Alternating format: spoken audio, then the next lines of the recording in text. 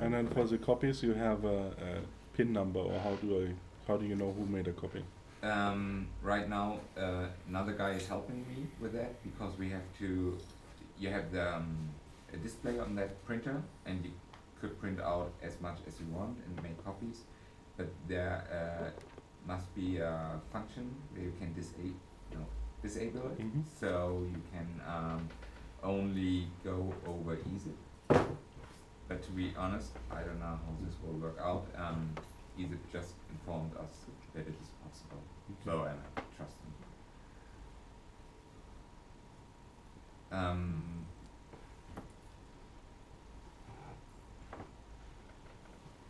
Even the social media marketing tools I don't use anymore. It was like what was this? There's a tool called InstaZoot. I don't know if you ever heard about it. It's a tool where you can automate some stuff for your Instagram account. It costs around about $10, and I was playing around with this last year for a couple of months, and you can buy there some followers as well and stuff. And the best thing is that it's not working that well anymore because the organic growth on Instagram is not possible anymore. But what this service does is like it knocks on, it follows people and unfollows them, and this is like knocking on somebody's door, and he will be watching like, oh, who's following me, and check out your account, and maybe he's interested in what you are doing, and he will follow up you. It was possible last year to reach 3,000 people in a half a year without much effort. Okay. And you can search those people for hashtags, interests, kind of pictures they're posting, or who they follow as well. So, for example, if I want to open up another co-working space right here, I would go for all your followers and just log on and try to, as well you can comment automatically. So, and yeah, go after your followers. Okay. Well, any tools? Besides the tools that, the instruments that I told you yesterday about, I think it has some more. I have one from, I remember. We use a lot of Zoom, which is very nice. The fact that you can record our session is nice, but I found nicer the fact that our video file is about 100 mega for 1 hour, which is great. Zoom. For meetings, online meetings. For meetings, yes. Instead of Skype. Instead of Skype, we use Zoom. What for? Sorry? What for? Webinars. Webinars, workshops. Yeah. We do a lot of webinars between members, like online workshops, and it's better to use Zoom. Not like with Zoom, doing the... You can give permission even to sharing the screen of the members if you want. But how much you pay for? I don't know. We don't have the basic account. Something like 30 euros per month. And show webinars and from the call. Sorry? No, I'm not sure how webinars are online. And you No, use we organize webinars also. Okay. And we send the link, the Zoom link, to the participants to register and to display on the page of the specific webinar. Or if I want to schedule an online call, I prefer Zoom rather than Skype. Yeah. And I can send him the link directly. It's much more straightforward. So as a co-working space, you also organize webinars and you use Zoom for the webinars? Yes. Okay. And for live streaming, we I found a very nice tool, free tool. It's called OBS, Oh, yeah. and you can connect as many cameras you want and schedule anything for Facebook or YouTube or something like that. But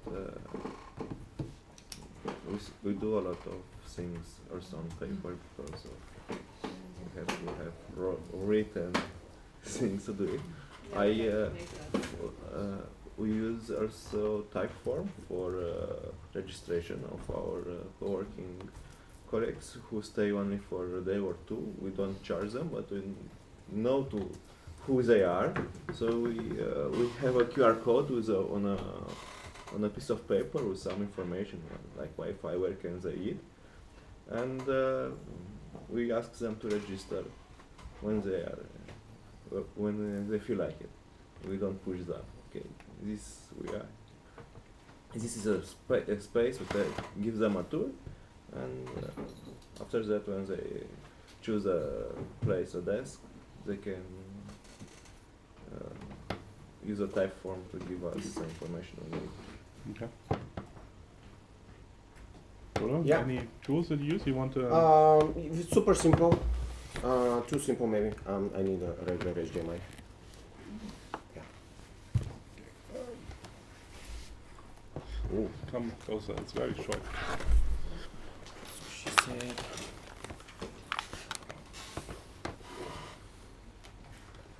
So it's super. So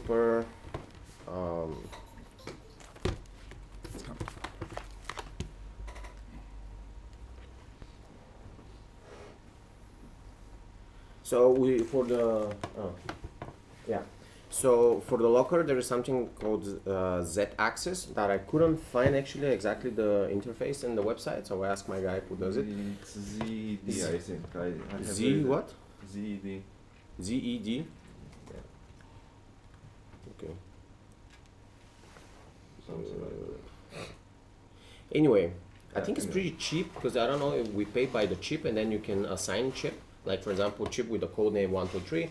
Then you put the name of the guy, phone number, email, and then for how long you want it to be active and how long as well. So it could be 8 hours or 24 hours. So we use that for the lockers.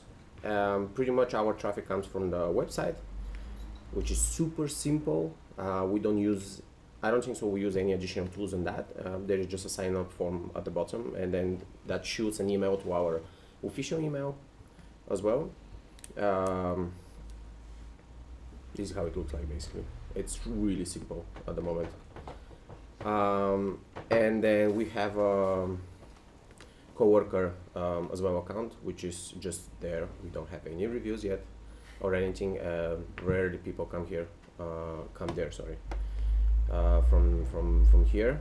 But there are people who have come, and then we're very happy because I don't think so we paid anything for that, right? You don't pay for coworker.com to make a registration, right? I don't remember No, paying I mean, anything. They have a paid plan, and we took the paid plan. The difference is the paid plan allows you. So from here, you can't link your website, right? So there's no link to your website from there.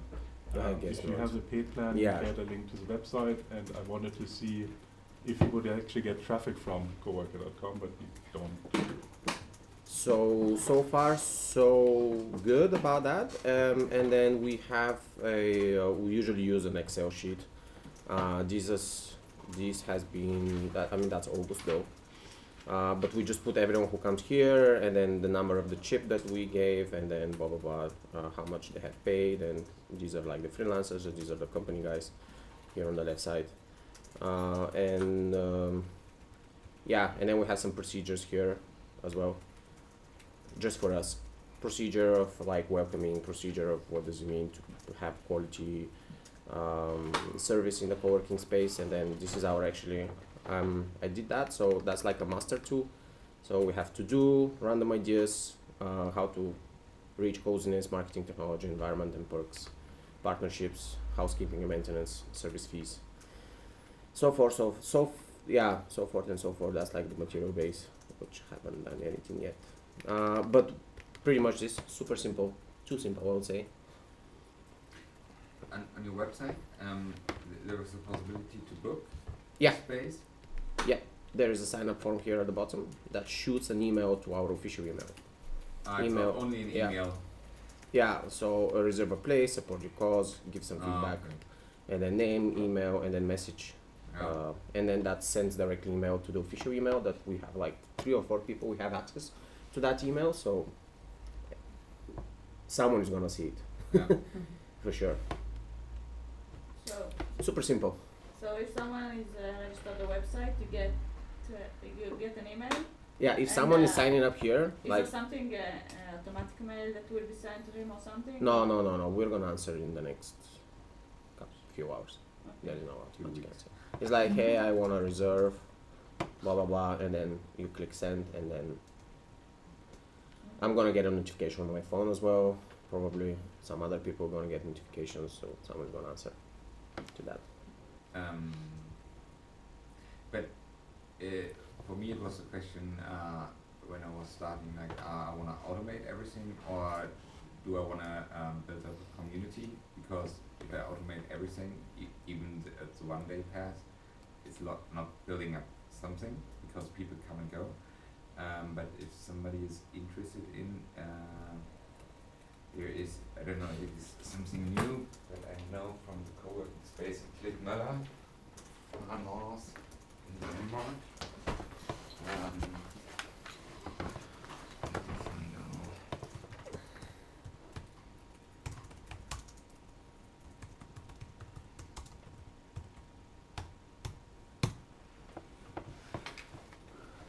I don't know how they do it with the pay system. So this is the surface spot, Klickmöller, in far outside from any center and civilization, and but it's a tourist region because a lot of surfers come there, and they open up a co-working space mainly for the people who are working there. But you, as a tourist, you can enter the co-working space for 1 or 2 or 3 days. And let me see the booking, because I liked it that much.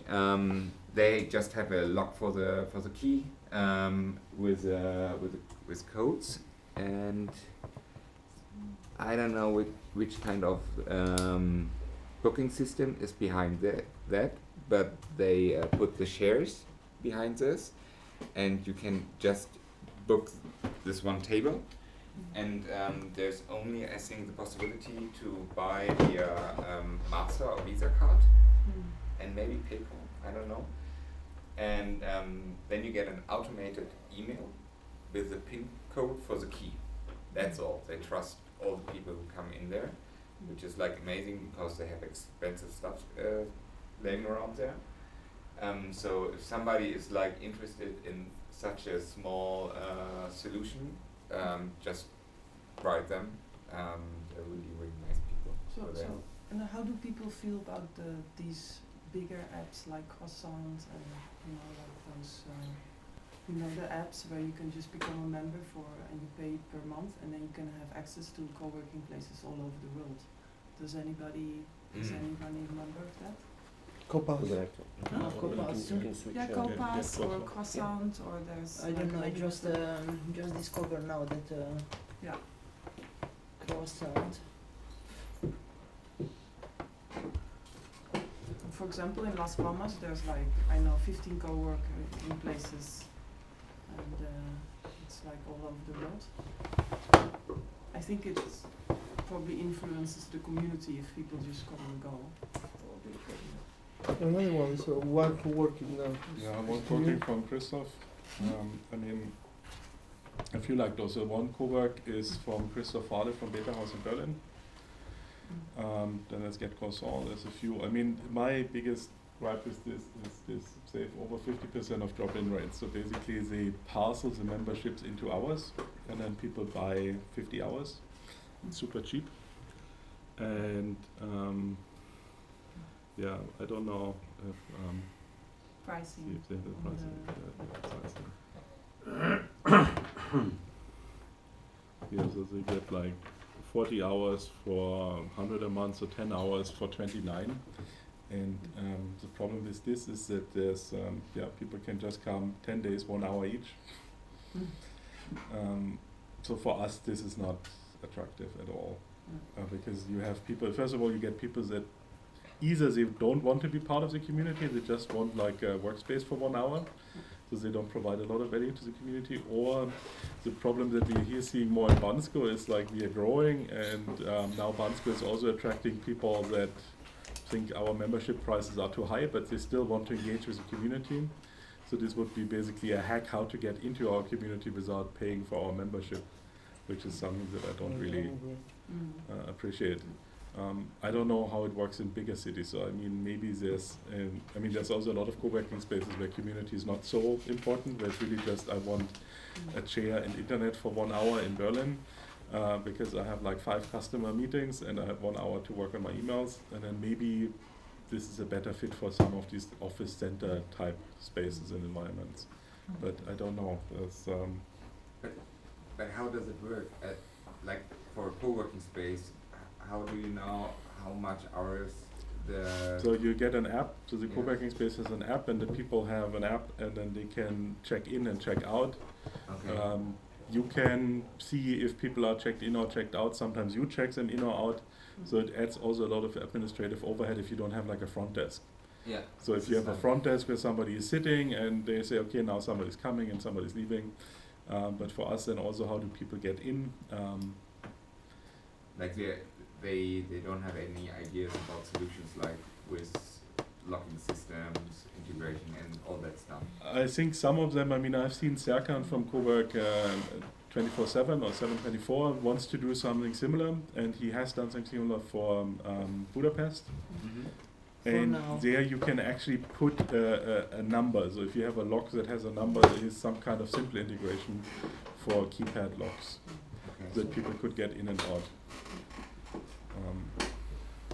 Yeah, don't know. I don't know how this works. I mean, the business model behind it is like... The business model, basically, so what they claim the business model is they bring business to co-working spaces. Oh, so they want... Right, so they have members, and these members look for co-working spaces. But the problem is the co-working, this is way below the normal co-working prices. So if this would be our normal memberships, and they maybe get 10% off if they bring one of their members, I wouldn't mind. But here, basically, we have to discount our prices quite a bit to get to this. And then we have, because even if somebody's buying a day pass, I think this is a day pass replacement, right? If somebody's buying a day pass, this is like 10 to 15 euro in most co-working spaces, sometimes more. But a day pass person will not stay 8 hours. A day pass person will stay maybe 2 or 3 hours. And here in this model, the day pass then becomes much cheaper, like 3 euros. And where for the co-working spaces, it's not so attractive anymore. I think, at least for us, it's not attractive. I would like to share another thing that we use it. Can I? Yeah, sure. I really forgot. I have another question about this. In the market, there are many, or just Copass, Croissant, and Cowork 7/24? So I know coworker.com is working on something that they call a global pass. What they claim they launch in January. It's the same principle. Christoph Fahle has this one Cowork. You mentioned Copass already. I think Coworking Pass 24/7. I don't know. I think there's a few others. There's probably at least 10 or so platforms that try to do this. But it's, Uli from Cowork Land. Yeah. And so he needs the software as well, because he needs to bring all the co-working spaces together. And all of them are so small, they need kind of a booking platform. And he is like, the platform. But it is so stressy because each space has different values and prices, and I can't see how you will get a structure into it. It's like, this is a tough thing to make one price for all spaces. Yeah, and I think this is one of the problems with these passes, because Croissant is doing this hourly thing, but there's also passes that give you like a monthly membership in any space. But the pricing is very different if you're in Berlin, or if you're in Munich, or in your Bali, or in Bansko. And that means either the spaces will have to reduce their price to get onto the pass, or the members would pay more than the normal pass. So what's happened in reality is that for spaces that are below their normal price, people will find out, I can use this way to become a member. And for spaces that are more expensive, it just takes in monthly memberships. And I think this is the biggest challenge here. And all these platforms, what they basically, their vision is that every co-working space is the same. And this is not true. My vision is our co-working space is very unique, and all the other co-working spaces are very unique. So these platforms are taking this uniqueness away to some extent.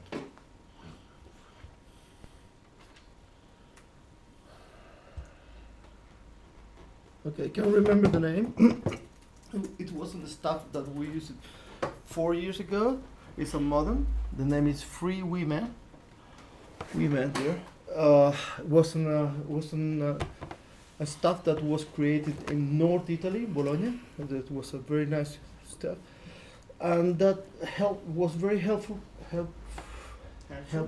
for us, because in Italy the law can forbidden give you internet to another person. So you have a contract, and with this contract you can use in your family, and if you are a company, you should have the person who are inside the company, you know who are the person who traffic in the internet. For example, if you go to the McDonald's, okay, you should make a registration form to have the internet free. So in Italy, internet free doesn't exist. So for us, it will be very difficult because we are society, and there are many people to need a free Wi-Fi, okay, and the co-workers too.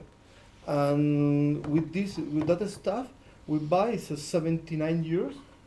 The people can enter with his own Facebook or Google password, and you have access to internet. And if there's something wrong happen, it's the same machine send a message to the police, say this is the guy this is doing something criminal, and you don't have any responsibility. And for us was incredible find free women. About 2 years ago, that wasn't enough, because there's a lot of person who work in cloud and say doesn't work for us, and we buy a firewall, and we have a person who work just in this firewall. But because we don't have money for have a person who work inside, we buy the service in remote. So that help us, and we don't use anymore this system. But there's arrive a lot of person for event. Okay, so we have about one event or 2 or 3 events in contemporary at the same time, with 20 more or less 100 person. Okay, and they always ask me, would you please give me your password? And I can't give the password of our Wi-Fi. So I say, use this one. You can enter with your Google password or your Facebook password. So sorry, I can show you the element, and I don't have my computer because all is memorized inside, but I have an interface. So I can see who is coming, who is inside or who was in the net, and I can see his Facebook account, so I can contact them. So now it's very, very nice, because if I arrive 90% in the weekend for a conference, I can contact later and say, how was, do you like it, do you want to come in, and send everything. So that was a very interesting, I would like to share with you. And sorry if I don't remember exactly the name, but in the group I'm going to send you some materials. Okay. Any other interesting tools people use? Yes. So Shiran, maybe you can tell us a little bit what you want to develop for us, so that we know, like, what kind of other cool tools we can expect in the future. Like, do you see something? Do you see the need in the market for co-working something interesting? I'm not sure yet. I have to discuss with Shiran. I'm not sure. I mean, we have some ideas. Guess we will eliminate some stuff and maybe, yeah. For us, it's like a new world. We don't know it from. I mean, we have a lot of new stuff here. We experienced the co-working spaces only like from outside as users. Yeah, I mean, this conference that helped me a lot to understand more of the needs. I think it's always good to do the research before starting to develop something. I think the tools that you use are like amazing that you did it all yourself. All the integrations and stuff. And it seems, for me from this session, it seems that there are tools that are missing for managing co-working space, although yesterday when I asked about it, it didn't seem that it's something that you feel that is missing for you, managing the co-working. So I guess it's maybe because of the level that the people that have the co-working spaces or planning to have co-working spaces came here, what they use, and I guess it's mostly marketing in this level. So I guess we need to do more research until we will find something that is really needed. Okay. Mauro, do you want to show us your tool? Yeah. If